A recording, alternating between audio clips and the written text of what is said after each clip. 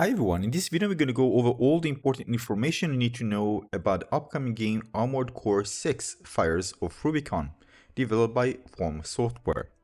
Regarding platform, the game will be released for the PlayStation 4, PlayStation 5, Xbox One, Xbox Series X and S, and PC Digital. Regarding the different editions, as you can see we have Standard Edition, Launch Edition, Collector's Edition, Premium Edition, and Digital Deluxe Edition. With the most expensive one is the Premium Edition, which is $449.99. And you can get it for your corresponding platform. So this is the Collector's Edition of the game. I'm going to show you all the content. This is the content that the Collector's Edition has, the details. And this is the Premium one. As you can see, the figure is there, but you also get the garage. You can actually park the vehicle when it comes to the figurine. And this is the detail, what you get in the Premium Edition. Alright, feel free to pause at any moment to read more. Just keep in mind regarding pricing, of course, this may vary based on location, currency, shipping destination, and other type of factors. Something to keep in mind. Now these are the pre-order bonuses that you're gonna get. As you can see, the Melander C3G13 special customization Tenderfoot, Melander C3 parts set early unlock, emblem early unlock, and exclusive Armored Core decal. Now these are supported languages, both audio and subtitles. So it comes to audio, just English and Japanese. As for the expected release date, August 25th, 2023. Now the genre is tagged as action-adventure game on the official website. Now regarding the plot, the plot of the story is about a newly discovered substance on a remote planet named Rubicon 3. It was believed to be a breakthrough energy source, but instead caused a catastrophic event that submerged the planet and surrounding stars in flames and storms. The planet was sealed off as a result, but the substance has resurfaced almost 50 years later. Now, extraterrestrial cooperation and resistance groups are battling for control over the substance. The player takes on the role of independent mercenary who infiltrates Rubicon and becomes embroiled in the struggle for control of the substance with the corporations and other factions.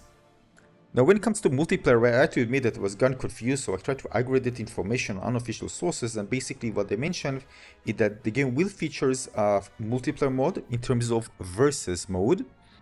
So it should resemble something similar to other multiplayer competitive modes in previous games of the series. However, it won't feature multiplayer co-op in the campaign. But keep in mind, as of the time making this video, little is known about the multiplayer from what I've seen.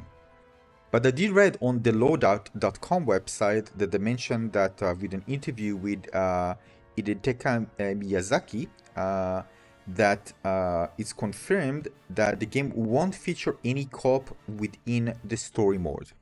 Now in the official website, under the specific information for this game, you can see that it says single player and multiplayer. So if you're worried if there is multiplayer at all, well, on the official website, under features, it mentions single player and multiplayer. Now I actually went to see a video, this is an IGN video on YouTube, and at minute 10, actually the interviewer asked the developer about multiplayer. So this is official. So he mentioned there, and try to rephrase it a bit, that AC5, the previous one, was actually focused more on multiplayer, but the main content of AC6 is single player campaign mode with traditional mission structure. He also mentioned there will be an online PvP mode where players can compete against each other with their armored cores they have built and share other things, like data and stuff with other players. So basically, this is confirmed that multiplayer PvP will be available. Now, from what I understand in the video, the reason they wanted to keep it single player is to have this kind of a lone mercenary type of gameplay experience for players in their story campaign.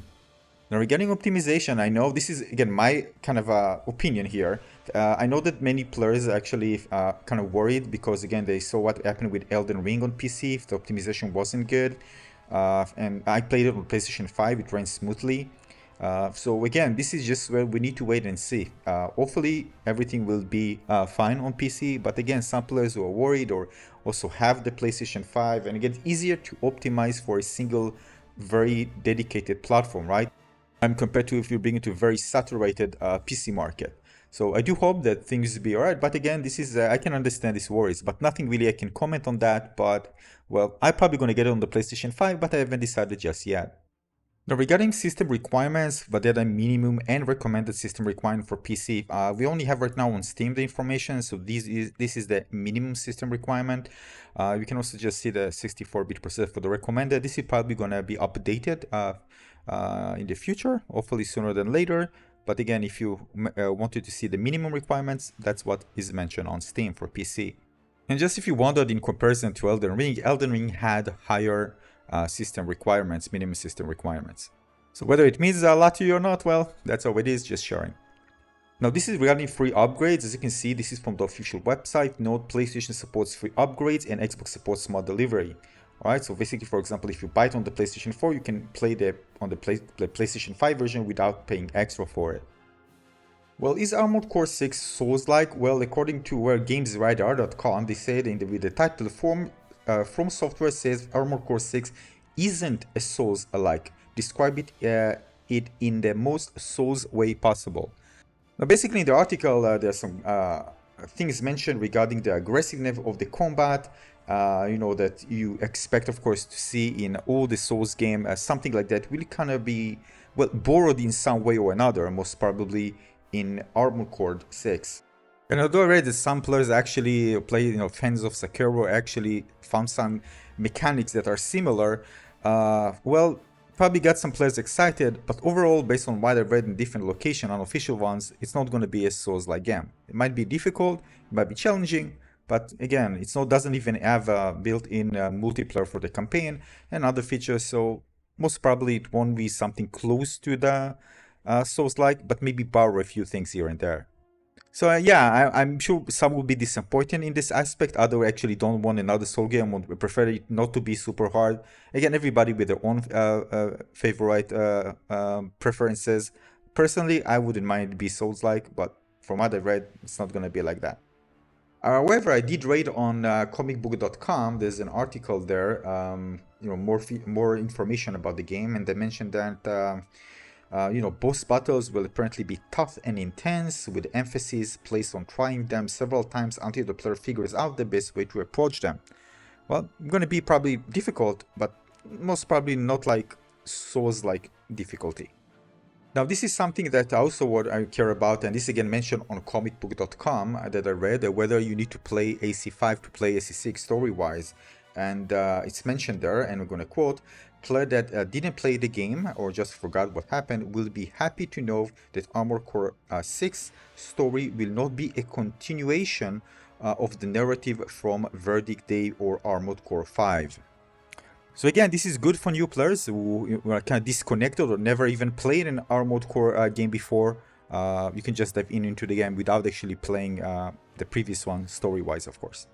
Now, regarding combat, the developer mentioned it in the official website, called it dynamic omnidirectional battles. I'm going to quote, pilot your mech in face-peace omnidirectional battles, taking advantage of your mech's mobility both on land and in the air to ensure victory across massive stages. So again, basically because you can, you're not on the ground, you can always go up, you can fly in any different directions, so combat will make it different to if you're, just used to playing action games where your character is on the ground. This is kind of, similar to a flight simulator in this aspect. Probably dangers will come from all different directions and need to maneuver well in the 3D space in order to avoid getting hit and strategize based on your location in the 3D space.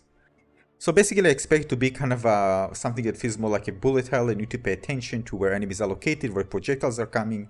Well, but again, you need to wait and see. But again, you can actually check out the gameplay trailers online, and it looks really, really cool.